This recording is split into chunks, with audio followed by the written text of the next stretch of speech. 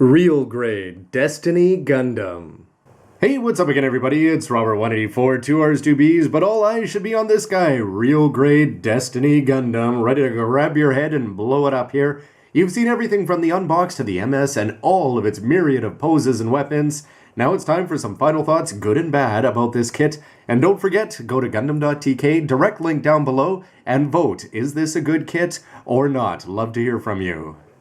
So here's some of the negatives that Kira and I could pick out about this kit. One of the first ones, if you look carefully during the parts, for when I took a look at the head, it's going to be a little bit split between the left and the right side. So under the V-fin and below the red jewel there, it's the kind of thing you may have to go in there with a little bit of glue just to keep it in with a tight fit. Just seems a little bit strange that that's not going to be working out better. Something that's somewhat surprising too, these feet covers down here. They've fallen off 2 or 3 times over the course of the review. Seems a little bit excessive. I've had the whole arm pop off. I've had both shoulders pop off. I've had the back of the elbow pop off over here. I've had the forearm guards. Of course, every time you want to go and switch off the myriad of different manipulators here that you can put on, the cover is going to go flying. Make sure you know where it's going to go. Something that's really big problem, though, I'd say, is that the wings are going to come across as not being as posable as you'd like. It's the kind of thing where if they can go forward and back and up and down and do all sorts of different dynamic stuff, the Destiny Gundam's wings, compared to some of the other ones, just come across as being a little bit static, and when you see just a set of 2 thrusters, for example, on the back, you can do a lot more fun stuff with that. Like the Delta Kai and Tallgeese, it just seems like this one is going to be very static, which is a little bit unfortunate. You are going to have to be careful too, because the big weapons on the back there, the beam cannon and the anti-ship sword, they are going to be falling off when you go for your posing. They're not bad, but they're just not completely solid in there. And you've got to talk about the fact that they are going to be awkward when you try to bring the cannon under that left arm there. It's going to take quite a while to get that left arm in position, especially if you want to get the hand actually on the grip. Possible, just awkward, and you're always going to have to be careful right now. I've got the anti-ship sword. If you're going to go straight up and down, gravity is not going to be hurting it. It does have a very deep peg there holding it into the hand, but of course you're just going to have to be careful and either prop it up against the body or just hope you get a pose and that gravity will cooperate there. A few other things that are going to be unfortunate. The beam rifle. It's going to be coming across as just being a little bit too small. It always seems to be better if it's going to be oversized, especially when you want to compare it to the really big clear shield. And the beam rifle, again, useful in the game, not so much, I think, for the model. When you've got so many other weapons, it may just end up getting zip-locked up. And it's the kind of thing that, yeah, there are no clear sights or anything, but I suppose if you're not using it, you don't really need them. The clear shield itself, yes, I'd say it's the right size, right proportions, and it's going to look okay. But for a lot of people, I wasn't a fan of it when I saw how big these blue seals are. The 4 of them go on surprisingly well if you've got a good set of tweezers there. And they are going to work very well when you put it in the hand. You can see the trick of raising up the yellow parts. Anyway, I'm happy with the fact that it's going to fit onto all the hands. It's just the kind of thing that if it had been molded in clear blue and purple, we've seen really good kits and really good effect parts lately. And this one just comes across as being a little bit cheap. You're going to be having wasted parts here in the form of the beam sabers that are going to be X'd out on there, but I think that the bigger issue is just going to be all of these manipulators. I could make them all go raining here. It's the kind of thing, if you're going to be taking the time to pop off the hands, and then you've got to go and replace those forearm parts that you've got to find on the ground there, it doesn't seem really excessive to ask you to take this blue part and just pop it off and put it on the other hand. Then again, it's always nicer to not have to do that. It's just you're doing so much other work when you swap off the manipulators that doesn't seem to be excessive, considering that 5 out of the 7 are going to be identical there. The seals themselves, well, I'm quite happy with the ones that I put on the backpack. I think the little white trim that you're going to see there, and the silver parts, I think, are definitely going to stand out wherever you put them on the body. It's just unfortunate that for the 2 places I put them on, the white and the silver here, that they're going to be always bent over an area there. And because of that, you can just see that I've got 1 out of 5 over here popped up. And this is the kind of thing where right before the video I tried to put it back down. It's just not going to cooperate. And the same thing with some of these long white ones here. They're going to be going over a red and a black bent part there. And because of that, it's just not going to look good no matter how many times you go over it with a Q-tip. Ultimately, though, the biggest knock against this kit is going to be the knock against most real grades. It is going to be coming across as being frail and small pieces popping off all over the place. And the thing is with this guy, like if you take something like the Ground Gundam, you've got a beam rifle and a shield and some beam sabers. With this guy, you've got 15 different weapon arrangements, or so it seems. And if you're going to want to be trying them all out, it's going to be frustrating because no matter what you try, it's just going to take a lot of patience and a lot of time for you to go and find those parts and try to get everything in just the right position. Real grades, they're still in their infancy in terms of the inner frames. They're getting better. The Destiny, I'd say, has some big improvements, but it is still going to come across as being frustrating. It's ambitious, and it mostly succeeds. It just takes time to get it there. And ultimately, my real grade Freedom, he wants to fall over all the time. If you want to go and perfect up the real grade Strike, this guy's ankles, he wants to go fall over all the time. And it seems like Destiny is going to be wanting to do the same thing. When you add on that much weight, sticking out that far on his back, his center of gravity is going to be very out of whack. And you're going to have to really overcompensate with the legs to have any chance, unless you want to get him up in the air, which presents the problems of him collapsing off here, the legs losing some mobility there, the hips becoming more prone to not wanting to work when you try to adjust them.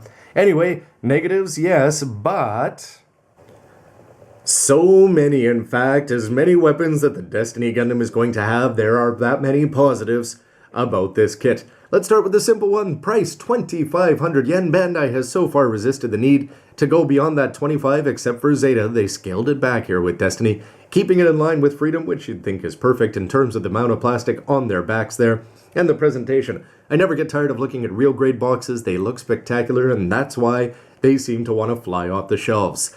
More importantly for the kit itself, though, is the colors that you're going to be getting from the plastic. The two shades of gray that you're going to be getting are great. The blue pops, the red pops, so much yellow. Most of them are going to be in a Ziploc bag on your manipulators. But why not that big V-fin up there and the color separation when they're actually on the kit? Just the way that they do the legs there and the side skirts, what you see there on the forearms and on the gauntlet. This kit is looking spectacular for the colors, and they've just come so far with that over the years. In terms of the proportions, before he gets all posy, I think this guy's just about perfect. He's got that nice mix of Seed Destiny cheesiness, and overall just everything seems to be right in terms of height. The shoulders are big, the wings are big, but not comically oversized. Everything about this guy seems right in terms of size. And what else can you say about the weapons? Is there any way that there's not enough from a simple beam rifle that's going to attach onto the back and look good across either way? The shield is going to have two different forms here, in and out, not to mention the seals that are going to be on there, and look good with all that color differentiation and seals to back it up there. You're going to have the clear shield here. I didn't like it when I saw it in clear with the seals, but when you actually put it together, this is going to be looking very good with run a Q-tip over there, and you're hardly even going to notice that it's done up from seals instead of plastic. In fact, it might even look perhaps even more interesting because of the clear part there that the light is going to go on before it actually hits the blue. You've got the beam boomerangs, two parts on something, or two colors on something that small. They're going to fit really well into either hand there. The fact that he can reach across and grab them is unparalleled in a 1/144th kit. Throw on the small effect parts, two of them. Throw on the large ones, two of them. You can do all sorts of great stuff, and you will never miss the fact that Destiny doesn't need to keep his beam sabers. X them, throw them out, because you've got so many better options there.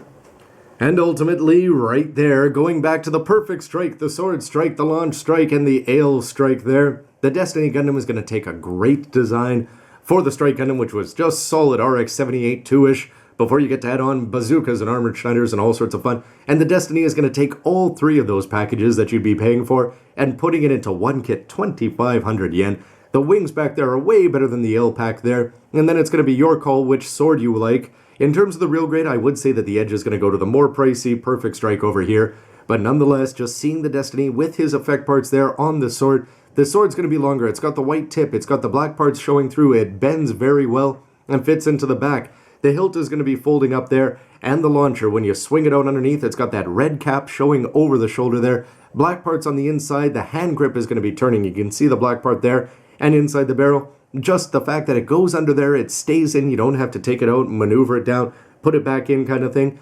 All of this can work, and it's the ultimate culmination in everything that we saw 10 years ago in Gundam Seed with the Strike Gundam, basically finalized with the final lead Gundam, if you want to put it that way, from Seed Destiny. And this real grade brings home every single option that you could possibly want, including those big angry hands. So grab somebody's head, perhaps Kira if you're a Shinn fan, and get exploding, because you can guess that the final verdict is going to be finishing off the Freedom once and for all here, because ultimately my criteria is going to be pretty simple. Does it capture the power of the anime? This real grade takes that power and just bumps it up, yes, past even 11, because he's got everything that you could possibly want. All the color apps are there, all the play options are there, all the weapon combinations work. Yes, it's going to take some patience to get him there, but he's going to look good pretty much no matter how you do it, especially if you get him up aerial there. And just the fact that you're going to have too many options, and too many of them are cool, just makes me want to wrap this up and get back to Gundam vs. Gundam and get in there as Shinn and just go have some fun with this 3,000 point, 2,500 yen, very reasonably priced, real grade monster. But then it's on to the fun part, future speculation. Where could we go for the Destiny Gundam with a non-grade, a high grade, a 1/100th, a master grade, and now a real grade here? You'd think that perfect grade would be the only place you can go. Strike Freedom, yes, he definitely took his spotlight in terms of the show and in terms of the perfect grade possibilities. Will it ever happen? Would love to find out. But the real thing is that we've seen with real grade so far that from First Gundam, Zeta, and Seed, they're always going to be coming in sets there. Freedom and Justice, Destiny, and who's going to be next? Are we going to be getting Force Impulse? Are we going to be getting Infinite Justice? Are we going to be getting Strike Freedom? You'd think at some point we'd get them all. I hope we do get all 4 in the course of, let's say, 12 months and not have it dragged out. Anyway, I'd love to hear your thoughts about the real grade line and about the Destiny Gundam. Anything you want. And of course, please let me know your thoughts. Besides a comment down below, head over to GundamReviews.net and simple question, do you like the kit? Do you not like the kit? 2,500 yen, whatever your criteria, please comment and vote. Would love to see how many people are going to say yay and nay, and stick around for lots more news, reviews, and Shinn related everything else. Thanks for watching, everybody. See ya. Nice Shinn. Shinn. Limbs popping off all over the place here. You can't even blame Kira for this one. Say, Kira, get out of here.